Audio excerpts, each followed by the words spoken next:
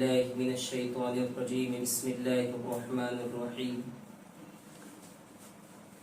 ويل للمطففين الذين إذا اكتالوا على الناس يستوفون وإذا كالوهم أو وزنوهم يخسرون سبحان ربك رب العزة عما يصفون وسلام على المرسلين والحمد لله رب العالمين۔ مشفق پروردگار نے اس آیت کریمہ میں ایک گناہ کی طرف تمام انسانیت کو متوجہ کیا۔ وہ گناہ ہے کم ناپنا اور کم تولنا۔ اب اس آیت کریمہ میں اللہ تبارک و تعالی نے ویل کا لفظ استعمال کیا ہے۔ اس کے دو معنی آتے ہیں۔ ایک معنی ہے افسوس کے، کہ افسوس ہے ایسے لوگوں کے لیے جو ناپ تول میں کمی کرتے ہیں۔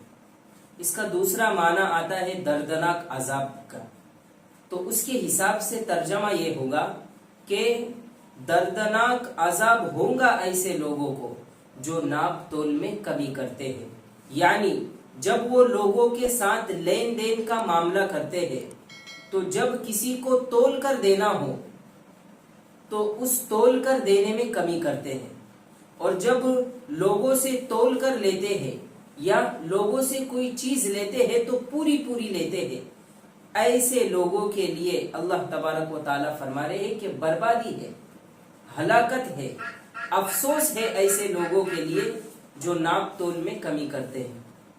تو اللہ تبارک و تعالیٰ نے اس بات کی طرف اشارہ کیا کہ ایسے لوگوں کے لیے دردناک عذاب ہوگا، اور بار بار اللہ تبارک و تعالیٰ نے ایسی حرکت سے جو ہے قرآن کریم میں روکا ہے۔ اور ایک واقعہ اللہ تبارک و تعالیٰ نے قرآن کریم میں بیان کیا حضرت شعیب علیہ السلام اور ان کی قوم کا۔ تو جب حضرت شعیب علیہ السلام کو ان کی قوم کی طرف بھیجا گیا تو ان کی قوم میں بہت ساری برائیاں پہلے ہی سے عام تھی، کہ وہ لوگ شرک کیا کرتے تھے، کفر کیا کرتے تھے، اور جو ہے بت پرستی کیا کرتے تھے۔ لیکن وہ ساری کی ساری قوم اس کام میں بھی ملوث تھی کہ وہ سارے لوگ ناپ تول میں کمی کرتے تھے۔ اور دوسری بات یہ ہے کہ وہ انسانیت کے ساتھ کھلواڑ کرتے تھے، کہ اگر کوئی آدمی راستہ چلتا ہوا آئے تو وہ اس کو پکڑ کر اس کو مار پیٹ کر کے اس کا سارا سامان چھین لیتے تھے۔ یہ عادتیں ان قوم میں تھی۔ تو حضرت شعیب علیہ السلام نے آ کر ان کو سمجھایا، توحید کی دعوت دی، آخرت کے بارے میں سمجھایا، اور ان کو کہا کہ ناپ تول میں کمی کرنا گناہ ہے، ایسی حرکت سے باز آ جاؤ۔ لیکن وہ لوگ حضرت شعیب علیہ السلام کو الٹا جواب دیتے تھے اور کہتے تھے، کیا تمہاری نماز تم کو اس بات کا حکم دیتی ہے کہ ہم اپنے آبا اور اجداد کے دین کو چھوڑ دیں، اور ہم اپنے مال میں ہم اپنے مال میں جیسا ہمارا جی چاہے ویسا خرچ بھی نہیں کر سکتے؟ لیکن پھر بھی حضرت شعیب علیہ السلام ان کے ساتھ محبت اور شفقت کا معاملہ کرتے تھے۔ تو ان لوگوں نے نہیں مانا، تو اللہ تبارک و تعالیٰ نے مسلسل 3 دن تک ان کے درمیان گرمی کو بھیج دیا، کہ ساری قوم کے اندر گرمی اور تپش ہو گئی، سارے لوگ بلبلانے لگے، سارے لوگ جو ہے گرمی سے بلبلانے لگے۔ پھر 3 دن کے بعد اللہ تبارک و تعالیٰ نے ایک بادل کو بھیجا۔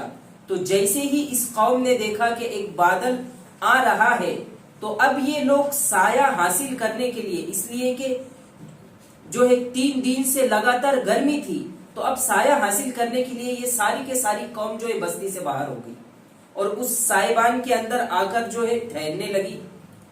تو اصل میں اللہ تبارک و تعالیٰ کو ان تمام کو ایک ساتھ عذاب دینا تھا، اس لیے اس سائبان کے درمیان تمام کو جمع کیا۔ اب جیسے ہی یہ لوگ جمع ہوئے تو جو بادل ان کو ٹھنڈی ہوائیں دے رہا تھا، اب اس بادل سے انگارے برسنا شروع ہو گئی۔ اب اس بادل سے انگارے آ رہی تھی اور تمام کے تمام جو ہے انگار کے اندر جھلس کر ختم ہو گئے۔ تو یہ واقعہ اللہ تبارک و تعالیٰ نے قرآن کریم میں اس لیے بیان کیا، اور ایسے ہی قرآن کریم میں جو ہے پچھلی قوموں کے اتنے سارے واقعات اللہ تبارک و تعالیٰ نے ذکر کیے، اس کا کیا مقصد ہے؟ اللہ تبارک و تعالیٰ بتانا چاہتے ہیں کہ یہ جو ہے جس طریقے سے اس قوم نے ہماری نافرمانی کی، ہمارے نبی کے بات کو نہیں مانا، تو ہم نے جو ہے ان کو ایسے عذاب میں گرفت کر لیا کہ اب اگر ایسی حرکت اگر تم کرو گے تو ہم تم کو بھی اسی طریقے سے عذاب میں گھیر لیں گے۔ یہ تو رسول اللہ صلی اللہ علیہ وسلم کی دعا کا اثر ہے کہ آج ہم پر انگارے نہیں برس رہی ہے، ورنہ ہمارے اعمال اتنے خراب ہے کہ آسمان سے انگارے برس سکتی ہے، لیکن یہ صرف اور صرف رسول اللہ صلی اللہ علیہ وسلم کی دعا کا اثر ہے کہ آقا مدنی صلی اللہ علیہ وسلم نے اللہ سے دعا کی تھی کہ میری امت کو ایک ساتھ ہلاک مت کرنا، اس لیے ہم اور آپ آج جی رہے ہیں، ورنہ ہمارے کرتوت ایسے ہیں کہ آسمان سے انگارے بھی برس سکتی ہے۔